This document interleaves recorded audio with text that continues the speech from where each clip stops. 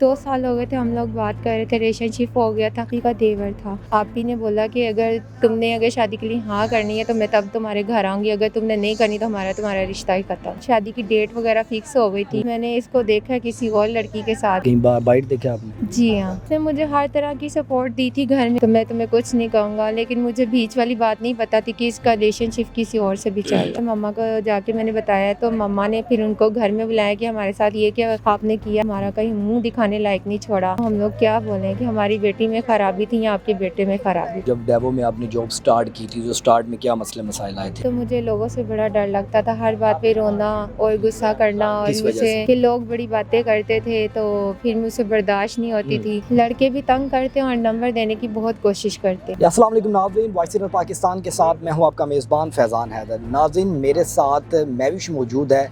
एक लड़के के साथ इनको प्यार था या जो भी था, लड़का इनके साथ इंगेजमेंट की है उसने, उसके बाद छोड़ दिया है। क्या कहानी है, इन्होंने छोड़ा है या वो लड़का छोड़ गया है, कहानी जानते हैं इनसे। अस्सलाम वालेकुम। वालेकुम अस्सलाम। कैसी हैं आप? ठीक हैं? मैं ठीक हूँ सर।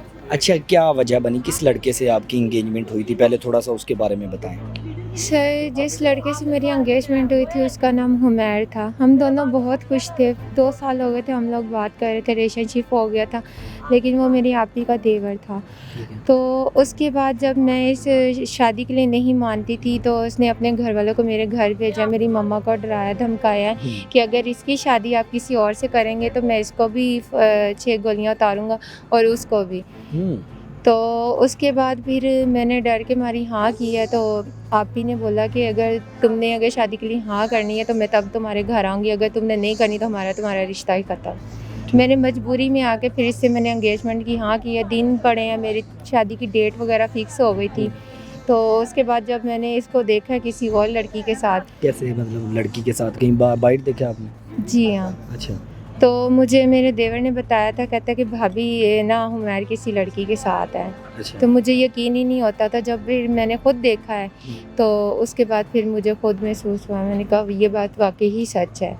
अच्छा, तो जी क्या हाँ। उसने आपको बताया था इसके बारे में कि क्या किसी जी और नहीं, लड़की? उसने मुझे हर तरह की सपोर्ट दी थी घर में कि तुम अपने दोस्तों के साथ एंजॉय वगैरह करो, घर में जैसे मर्ज़ी रहो, जैसे मर्ज़ी आए जाए तुम्हारी फ्रेंड्स, तो मैं तुम्हें कुछ नहीं कहूँगा, लेकिन मुझे बीच वाली बात नहीं पता थी कि इसका रिलेशनशिप किसी और से भी चल रहा है। अच्छा, तो क्या आपको भी इंगेजमेंट के बाद लड़का पसंद आ गया था या क्या? जी हाँ, अच्छा, हम दोनों एक खुश थे। तो फिर उसने क्यों किया ऐसा? ये मुझे खुद नहीं पता पूछा कि नहीं आपने उससे? नहीं, मैंने उससे कोई बात नहीं की, दोबारा मैंने उसका फ़ोन तक नहीं उठाया। तो क्या जो आपकी आपी की शादी हुई थी, जो वो आपकी फैमिली में ही हुई थी? जी हाँ, मेरी फैमिली में हुई थी। रिलेटिव थे आपके? जी हाँ। रिलेटिव थे। अच्छा, मुझे बताएंगे आप आगे क्या आपने सोचा हुआ है कि आप घर में ही रहती हैं अपनी बहन के पास ही या क्या सीन है? नहीं, अब मैं अपनी मम्मा के साथ रहती हूँ, मेरी मम्मा ही सब कुछ हैं, क्योंकि मेरी मम्मा की दुआएं ही मेरे काम आती हैं। अच्छा, तो इसके अलावा आपने उस लड़के के घर वालों को तक बात पहुंचाई है कि जो एंगेजमेंट टूटी जी, है उनके आपकी? घर वाले हमारे घर आए थे, उसके बाद मैंने उनसे बात की है, मम्मा को जाके मैंने बताया तो मम्मा ने फिर उनको घर में बुलाया कि हमारे साथ ये क्या आपने किया, हमें इज़्ज़त के काबिल छोड़ा नहीं है, हमारा कहीं मुँह दिखाने लायक नहीं छोड़ा। ख़ानदान में हम लोग मुँह दिखाने के लायक नहीं रहे जिनको हमने बुलाया था। तो फिर उनको हम लोग क्या बोलें कि हमारी बेटी में खराबी थी या आपके बेटे में खराबी थी। अच्छा, मैं भी मुझे बताएं, कभी सोचा था ज़िंदगी में ऐसा इंगेजमेंट में कि पार्टनर ऐसा मिलेगा जो ऐसे धोखाबाजी करेगा आपके साथ? नहीं सर, मैंने ज़िंदगी में कभी नहीं सोचा ऐसा। मैं तो अपनी जॉब में खुश थी, अपनी जॉब की तरफ ध्यान देती थी, मैंने कभी किसी में कोई इंटरेस्ट नहीं लिया। सही है। जॉब क्या तो करती हैं? जॉब मैं डाइवो में करती हूँ। जी हाँ। सही है। अच्छा, डेवो में भी ख़ास तौर पे जब लड़कियां जॉब करती हैं तो उनको बड़ी प्रॉब्लम्स फेस करनी पड़ती हैं, जी। तो लोग बड़े ताने कसते हैं, छेड़ा-छाड़ी करते हैं, तो जी। होता है ऐसा कुछ?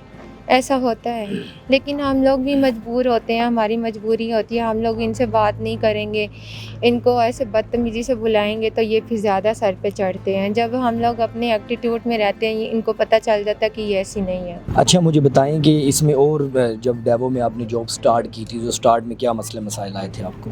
स्टार्टिंग में पहले से जब मैं शुरू से स्टार्ट की थी जॉब तो मुझे लोगों से बड़ा डर लगता था, हर बात पे रोना और गुस्सा करना, और किस वजह मुझसे से? कि लोग बड़ी बातें करते थे तो फिर मुझसे बर्दाश्त नहीं होती थी।